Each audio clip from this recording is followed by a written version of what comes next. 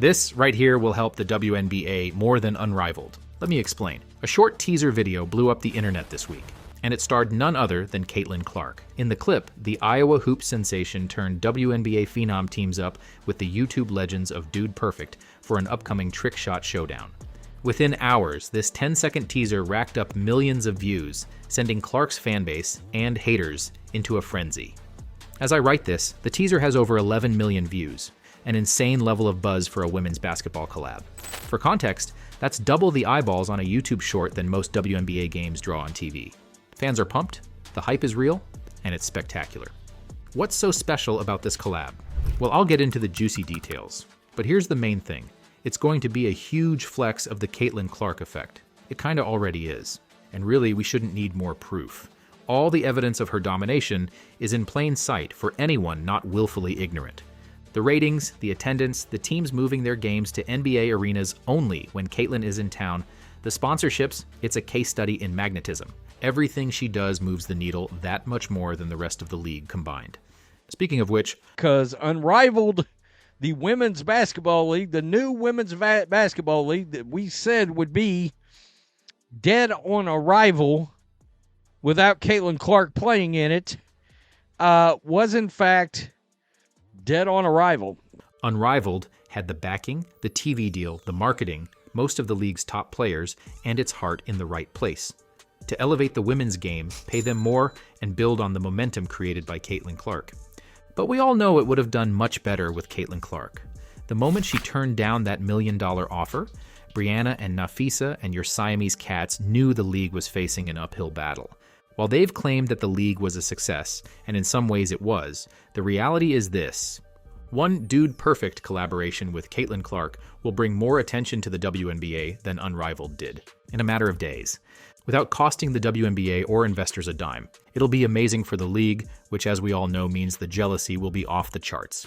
I can already hear the media spin and the hater complaints. I don't even need a crystal ball to see how they'll position this based on the themes they've latched onto over and over again.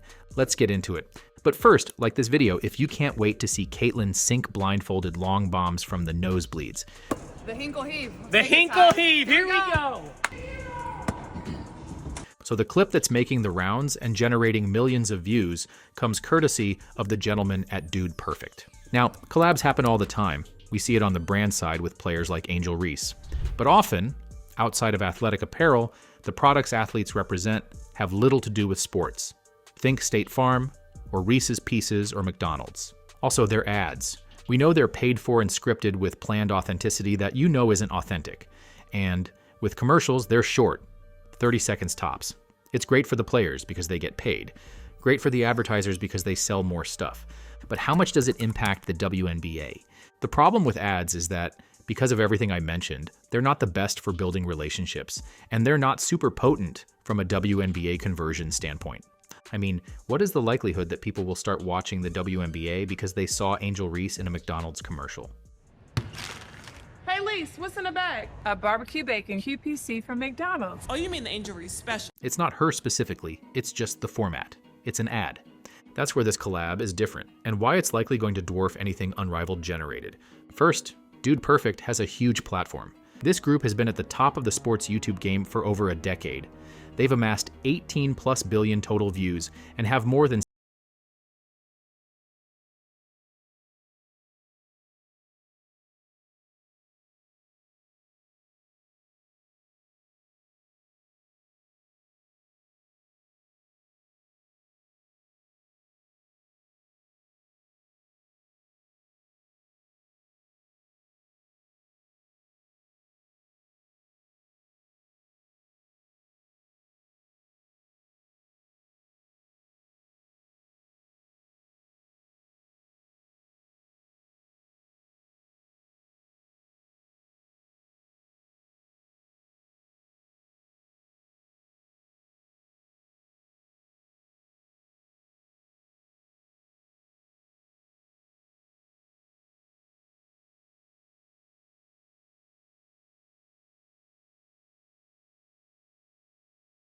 Dude Perfect feature, and that's a statement in itself.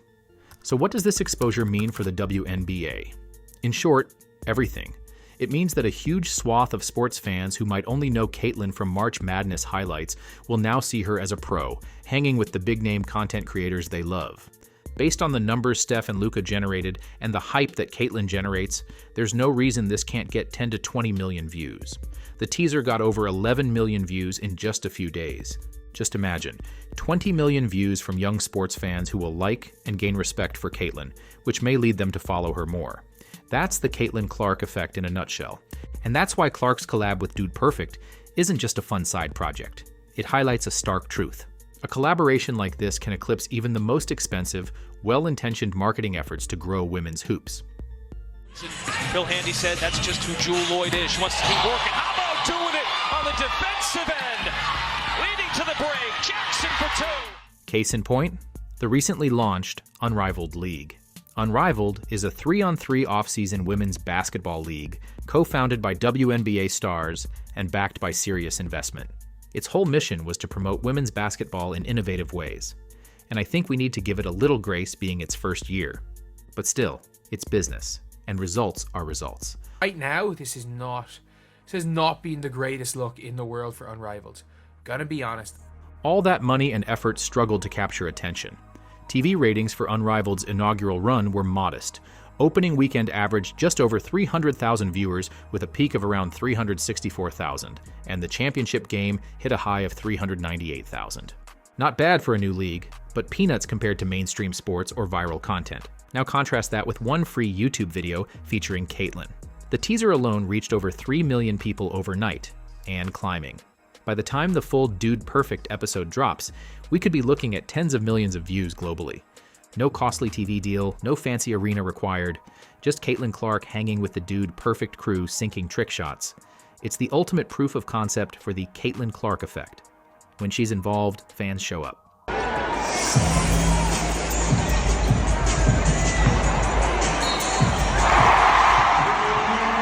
Just in case you were wondering, that was a road game. As one sports writer quipped, "We now live in a world where the WNBA can compete with the NBA in viewership, which is crazy." That remark came after Clark's first WNBA game on ESPN2 drew 2.1 million viewers, actually beating the NBA game average on ESPN that week. That's the kind of pull she has. So is it really a stretch to say her Dude Perfect collab will generate more buzz for women's hoops than an entire new league's season? Not at all. Consider the ROI here. Unrivaled reportedly paid up to $9 million in player salaries to attract its top talent, and it still had to grind for each 1,000 viewers. Meanwhile, Caitlyn's appearance with Dude Perfect cost her and the WNBA nothing. When 12-year-olds are sharing a video of a WNBA player because she's cool and awesome at trick shots, that's a cultural shift. It breaks the stigma that women's basketball isn't entertaining enough for mainstream audiences. Millions are about to watch Caitlyn sink ridiculous shots and laugh along with the Dude Perfect crew, and in the process, they'll get a glimpse of the women's game's biggest star. The WNBA can't buy that kind of organic positive PR. And let's not forget the timing. This video is dropping right as the WNBA is gearing up for a new season. Talk about free marketing. The league's social accounts, if they're smart, and that's a big if, will surely amplify the collab, and sports media will cover it. It all snowballs into more awareness and excitement for her, and by extension, the WNBA. Okay, back to Unrivaled. I said that this one video will do more for the WNBA than Unrivaled. Here's what I mean. Unrivaled's PR team touted 589 million social impressions and 11.9 million total viewers reached across the season. Which sounds nice, but basically counts every trickle of engagement. The reality, outside of hardcore women's basketball fans, Unrivaled didn't penetrate the mainstream consciousness. It had its moments, but I don't think anyone is claiming it picked up arenas full of casual fans, and it wasn't for lack of investment. Financially, Unrivaled ponied up for talent. Reportedly, all players got six-figure deals, significantly more than typical WNBA salaries. That's a lot of money spent per eyeball gained. By one estimate, each live TV viewer the championship game got, around 380,000 of them, effectively cost many times more to attract than a WNBA viewer does, given the added expenses. And yet one Dude Perfect video, which is free for Caitlyn Clark and the WNBA, could easily blast past Unrivaled's entire season worth of viewership in a matter of days. It's almost comical. It's as if the sports world is saying, we appreciate the effort, but what really gets us pumped is seeing Caitlyn Clark hit crazy shots and goof around with guys we already love watching. None of this is to dunk on Unrivaled, pun intended. Growing a new league is hard, and their concept has potential. But the lesson here is that star power moves mountains. Unrivaled without Caitlyn was always going to face an uphill battle, because like it or not, she is the name that moves the needle right now. But with such star power on those teams, it's really no surprise they're atop the list for the most games available for you to check out on a national scale. The Fever, they lead the league with 41 games here, followed by the Aces 33, the champion Liberty at 32. I mean, just look at the WNBA's national broadcast schedule. The networks are all in on Clark. The Indiana Fever, which had been a bottom-dwelling, low-attention franchise until Caitlyn arrived, will have 41 of their 44 games broadcast nationally in 2025. For comparison, the defending champion New York Liberty, loaded with established superstars and playing in the media capital of the world, got only 32 national TV games. It's clear the networks want Caitlyn front and center as often as possible, but of course not everyone in the league was thrilled with Caitlyn's national domination. Minnesota Lynx star Nafisa Collier was asked about the Fever's TV bonanza on ESPN's First Take.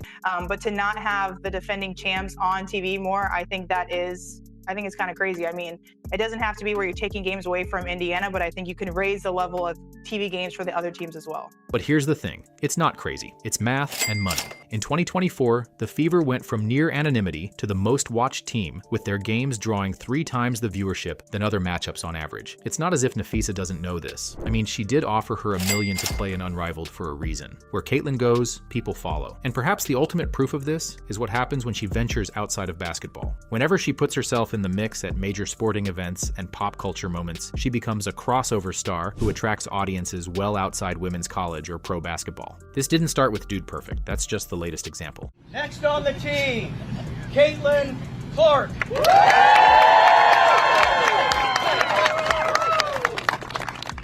Last November, she played at the Annika Pro-Am, and you would have sworn Tiger Woods was teeing off with all the attention they had. Ticket sales were 12 times higher, and organizers gushed about the positive impact her participation had on bringing attention to the LPGA. In 2023, she played at the John Deere Classic Pro-Am, and she stole the show. Crowds swarmed her on the course in numbers the tournament hadn't seen since Bill Murray's appearance in 2015. I mean, even in her leisure time, she's drumming up attention without trying. When she watched a Chiefs game with Taylor Swift, the internet went nuts. It's all people could talk about for a week. How many Swifties started following Caitlyn after that? And don't get me started if Taylor and Travis attend a Fever game. It'll be mayhem. You can't put a price tag on these organic public appearances. And speaking about the NFL, they brought in Caitlyn Clark and Serena Williams to join an owners meeting panel about expanding flag football. There she was, sitting alongside Serena the GOAT and Eli Manning, advising NFL brass on growing women's flag football. The NFL doesn't just do this on a whim. They recognize Clark as an icon whose perspective can help them tap into new markets. By the way, Serena and Eli are both over 40, while Caitlyn is 23. Talent aside, this speaks volumes about Caitlyn's maturity, which has served her well amid the firestorm she's had to endure. More on that in a minute. The photo op of Serena and Caitlyn together alone was media gold, and it's free for the WNBA. Even with Caitlyn's $76,000 salary, it's still virtually free. She'd better win Employee of the Month every month. Anyway, it's not a big production requiring investors and marketing and media hype to keep it afloat and top of mind. People want Caitlyn, and teams and leagues outside of the WNBA understand this, embrace it, and seek it, unlike the WNBA and its players and media, who I believe understand it, but definitely don't seem to want to fully embrace it. Let's begin with Caitlyn Clark moving the needle like only Caitlyn Clark can.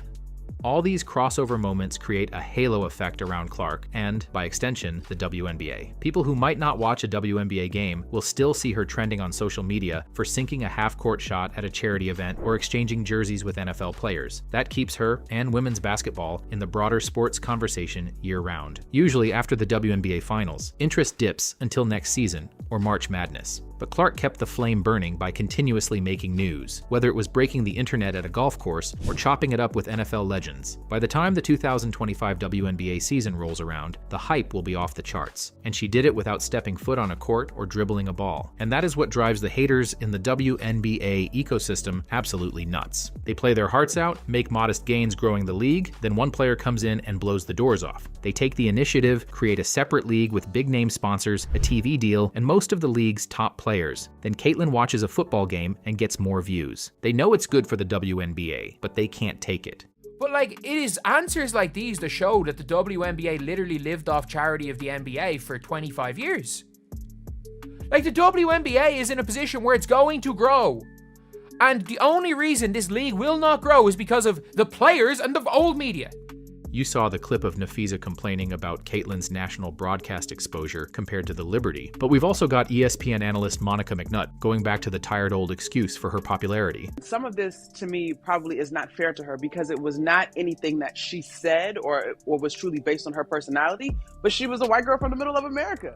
And then there's the Guardian article that basically says Middle America is racist for not supporting Paige Beckers the same way they do Caitlyn. Now, some of this is straight up the media, going for cheap clicks and engagement. I mean, do we really think ESPN didn't think they'd get a ton of backlash when they left Caitlyn out of the top 5 women's college basketball players list of all time? I mean, they listed every accolade. She's a 3-time NCAA scoring leader and assist leader, a true point guard for the people, 3-time All-American, 2-time Naismith Player of the Year, 2-time AP Player of the Year, all-time leading scorer. She broke the records of Kelsey Plum. And then they said, nah, not top 5. Thank goodness there is some sanity out there. It may not get as much press, but it shows that some people get what's happening and why it's important to the league. Recently, legends like Lisa Leslie and Cheryl Miller delivered 2 doses of common sense.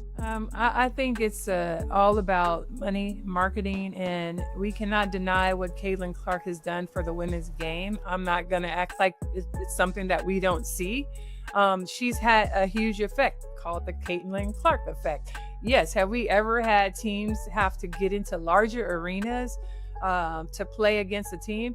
No, we have not. So if we have more eyeballs on the game and Caitlin Clark brings that, why would we feel some kind of way because she has more television games?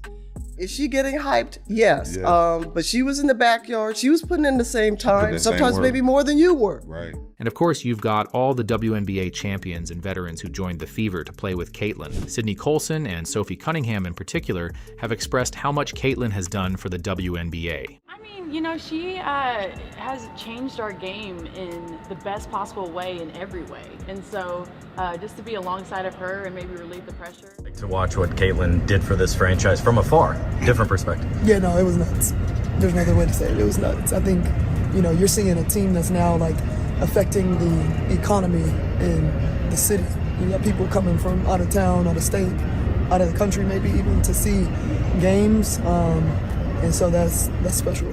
These players get it. This is make or break time for the league. It's the moment the WNBA and its players have been waiting for. The WNBA players are going to renegotiate their collective bargaining agreement, and their compensation is going to skyrocket. Why do you think some NCAA stars who are draft eligible this year are sticking around in college for another year? They want to enter the league when the pay is better. Plus, they get that sweet NIL money for another year, which absolutely dwarfs WNBA pay. And really, I think everyone gets that Caitlin Clark's stardom is lifting the entire ecosystem of women's basketball to a new level. They understand her hype translates into very real benefits for her fellow players and the league as a whole. And the league gets the benefits of Caitlyn's aura while she makes peanuts from her day job. She's going to go on Dude Perfect, hit some trick shots, win over millions of viewers, and bring some of them over to the WNBA. Can Unrivaled claim that? It was great for the players because they got paid more, but it isn't considered a real needle mover for WNBA viewership. Not when you're struggling to get 100,000 viewers on some nights. It all boils down to this. Caitlyn is skilled,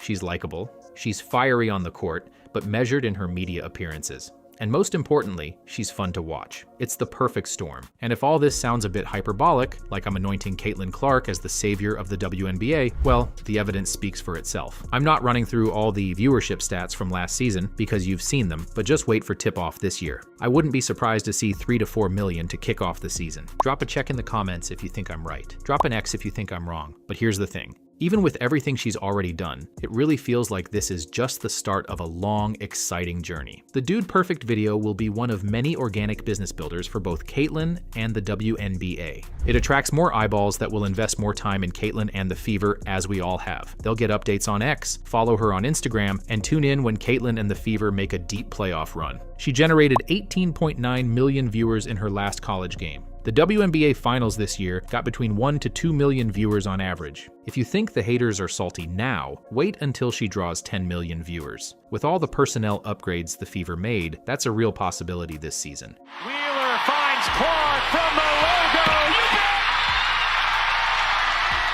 Her sophomore WNBA season in 2025 will be one of the most anticipated seasons for any player ever. Tickets are already selling fast for any game she's involved in. Broadcasters are licking their chops to broadcast her games. All eyes will be watching. Can she avoid a sophomore slump? Can Indiana capitalize on the attention and become a contender? The pressure will only increase, but if anyone has shown they thrive under pressure, it's Caitlin. Every time doubters questioned if she could handle a bigger stage, college than pros, she answered by elevating her game and the game's profile. And for the haters or skeptics still out there, they might not admit it publicly, but even they'll likely tune in, if only hoping to see her fail. But that still counts as engagement. It's very much like the early days of, say, LeBron James. Some rooted for him, some rooted against, but everyone watched. That's where we are headed with Clark. She's transcending the niche of women's hoops and becoming a sports figure people have an opinion on, regardless of whether they typically follow the WNBA. That's when you know you've made it big time. So as this dude-perfect collab premieres and racks up views, just remember the larger context we've explored. It's one more data point in a story that's unfolding before our eyes. A story of a superstar galvanizing a league and smashing old narratives. The next time someone downplays her impact, you can hit them with a rapid-fire rundown. For now, though, let's just appreciate this moment. A viral collab video might seem like a small thing, but in context, it symbolizes how far things have come. Women's basketball can be cool and fun in the mainstream conversation, and a lot of that is because of one transcendent baller from Iowa. So grab your popcorn and enjoy the show. If you're still here, drop a basketball in the comments to say hi.